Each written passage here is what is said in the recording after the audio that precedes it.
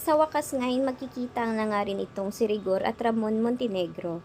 Hindi nga akalain nga nito ni Rigor na buhay pa pala ang hayop na ito dahil buong akala nga niya ay matagal na nga itong namatay dahil nga ay binaril nga niya ito. Subalit ay imposible nga mangyari iyon dahil napakalakas nga ni Ramon Montenegro at kahit anong gawin nga nito ni Rigor ay hindi nga niya mapapatay nga itong si Ramon. Kaya ngayon ay maglalaban na nga ang dalawa at handa na nga itong si Ramon na tapusin nga ito ngang si Rigor at wala nga siyang pakialam kahit na magmamakaawa ito at kahit pa nandoon si Marites. Dahil alam naman ni Marites na malaki ang kasalanan nga ni Rigor sa kanya.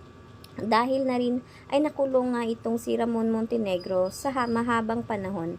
Kaya ngayon, hindi na nga papayag itong si Ramon Montenegro na matatalo pa siya ni Rigor.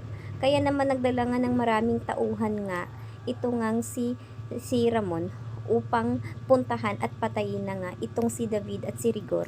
Dahil na nga rin itong si David ay isang huwad nga at kailangan nga niyang bayaran ang ginawa niyang kasalanan dito nga kay Ramon Montenegro.